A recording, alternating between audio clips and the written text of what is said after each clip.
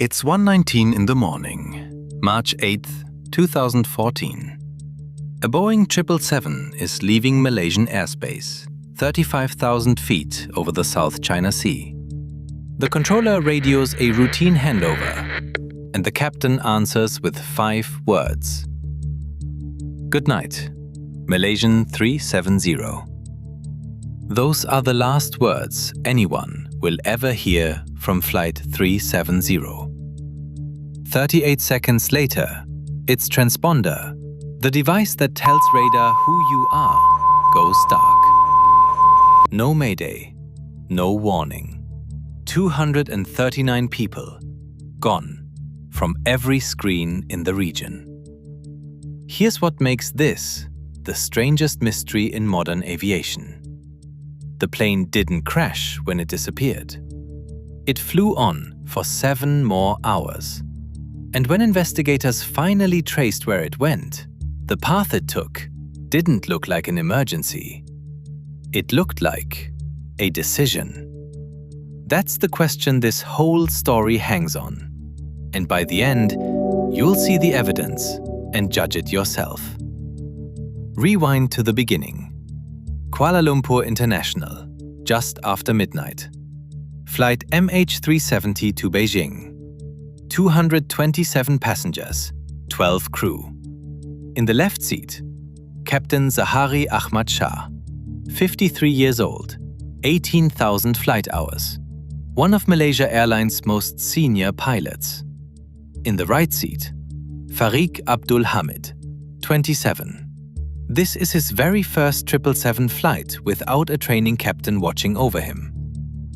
Takeoff is normal. The climb is normal. 40 minutes of complete routine.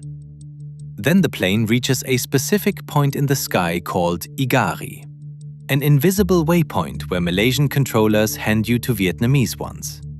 And this is where the timing becomes almost impossible to ignore. For a few minutes at a handover, you're in a gap. Malaysia thinks Vietnam has you. Vietnam hasn't heard from you yet. Nobody's actively watching. The transponder shut off inside that exact gap. If you wanted to vanish from civilian radar, this is the one place on the whole flight plan where you'd do it. Now, planes don't actually disappear when transponders die. Military radar doesn't ask who you are. It just paints whatever's out there.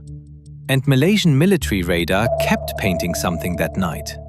A target that turned hard back to the southwest, recrossed the entire Malay Peninsula, and flew straight up the Strait of Malacca. That is not where Beijing is. That's the opposite direction. And whoever was flying wasn't wondering. The aircraft tracked along airway boundaries, near the seams between national radar coverage. It passed just south of Penang Island, where, for a few seconds, the first officer's phone shook hands with a cell tower. One connection, no call. Then, the plane turned northwest and headed out over the Andaman Sea, off the edge of radar, into the dark. So how do we know it flew for 7 hours? Because of a piece of equipment nobody was thinking about. A satellite box in the tail, the thing that sends engine data and phone calls, stayed powered. And once an hour, a satellite over the Indian Ocean sent it a simple message. Are you still there? And once an hour, MH370 answered. Yes. 7 answers. The last one at 8:19 a.m. And that final one is different. It's not an answer. It's the box rebooting and logging back on. There's really only one common reason for that. The engines flamed out, power dropped, and a small backup generator kicked in. In other words, 8:19 is the sound of a 777 running out of fuel. Engineers at Inmarsat then did something genuinely brilliant, something that had never been used to find a plane before. Those handshakes carried 2 accidental fingerprints. How long the signal took to travel, and how its frequency was stretched by the plane's own movement. Timing gave them distance. Doppler gave them direction. Run the math on all 7 handshakes, and you get 2 possible corridors. One arcing north over Asia, one arcing south over open ocean. The northern route crosses some of the most heavily defended airspace on the planet: India, Pakistan, China. Nobody scrambled a jet. Nobody saw a thing. The southern route crosses nothing. No radar, no islands, no witnesses. The math said south. The silence said south. Which leaves us with a picture that should be impossible. A modern airliner flew for 6 hours in a straight line into the emptiest ocean on Earth, after somebody, or something, turned it precisely away from every radar that could have followed it. So the investigation split into 2 questions. Where is it? And the harder one, who was flying? Hold that second question, because the answer hiding in a suburban house outside Kuala Lumpur is where this stops feeling like an accident. Start with what washed ashore. For over a year, there was nothing. And then, in July 2015, on a beach on Réunion Island, 4,000 kilometers from the search zone, a barnacle-crusted piece of wing appeared. A flaperon. Serial numbers matched. It was the first physical piece of MH370 anyone had ever touched. Over the next 2 years, the ocean kept mailing back fragments. More than 30 pieces along the African coast, right where the currents said southern crash debris should drift. So the ocean confirmed the satellite math. But one piece of flap did more than that. Its damage pattern suggested it wasn't deployed for landing when it hit. Whatever happened at the end, the plane most likely came down hard, not in some gentle Hollywood ditching. Now, the harder file.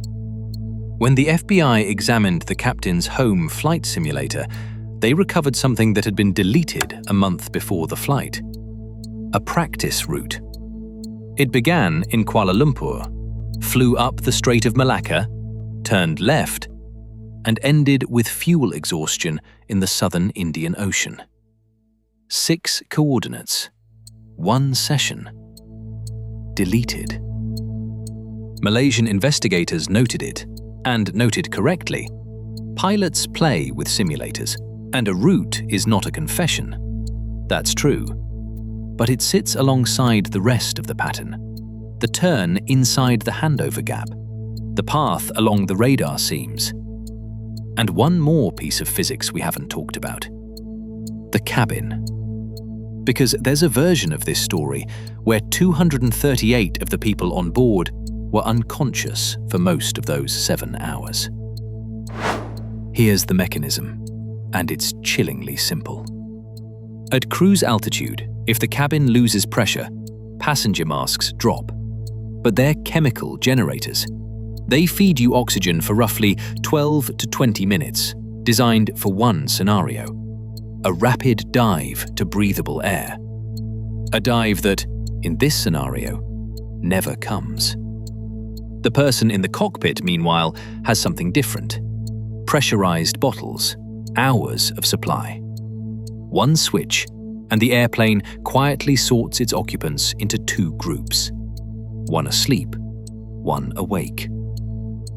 If that sounds like speculation, it isn't hypothetical. In 2005, a 737 full of people flew on autopilot for hours, with everyone aboard unconscious, while fighter jets flew alongside watching. I made a full video on that flight. It's linked below, and trust me, you'll want it after this.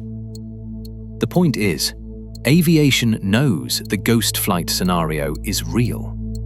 The question for MH370 is whether it happened by malfunction or by hand. So let's do what investigators do. Take each theory and make it survive the evidence. Theory 1. Catastrophic failure. A fire, a rupture, something sudden. It explains the silence, but it cannot explain the flying. A crippled plane doesn't thread radar seams for an hour and then hold a steady heading for 6 more. Failure explains a crash. It doesn't explain a course. Theory 2. Hijacking. Someone forces their way in. Except the cockpit door was armored. No group ever claimed it. No ransom, no manifesto, no demands. And hijackers want things. Above all, whoever flew that route knew exactly where Malaysian radar ended and how ATC handovers work. That's not muscle, that's fluency. Which brings us to Theory 3. Someone who was already inside the cockpit. It explains the timing at the handover gate. It explains the radar seams. It explains the cabin scenario, the fuel exhaustion endpoint, and a deleted simulator route that ends in the same ocean. It is the only theory that doesn't need a coincidence to survive. And it's the conclusion the lead investigators could never officially write, because without the wreckage, you can't prove intent. You can only measure how many accidents it would take to look this deliberate. Now, the honest part. This is the leading interpretation, not a verdict. The official report ends with the word undetermined. The captain's family rejects it, and nothing in his final months proves a motive. Both things can be true. The evidence can point somewhere, and the case can remain open. That tension is exactly why, 10 years on, we're still looking. The search itself became the largest in aviation history. Years of sonar mapped 120,000 square kilometers of seafloor no human had ever seen. Mountains, canyons, 2 shipwrecks from the 1800s, everything except a 777. In 2018, a private company tried. Nothing. And in 2025, with new drift science narrowing the box, they went back. No find, no fee. The hunt for MH370 is happening again, right now as you watch this. Somewhere under 4,000 meters of black water, there's an aircraft with 2 black boxes that have already survived a decade. If they're found, the recorders won't just close a case. They'll answer the only question that matters. What happened aboard that plane between 1:19 and the silence? 239 people. Someone knows the answer. The ocean is the only witness left. If this is the version of MH370 you'd never heard, the evidence version, subscribe. The Mind Report takes the biggest mysteries in the sky and puts you inside them. Tell me in the comments which theory survives your logic: failure, hijack, or the cockpit, and why. And that 2005 ghost flight I mentioned, the one fighter jets watched fly itself, it's on your screen right now. That one has something MH370 doesn't: survivors of the mystery. And one man awake at the end.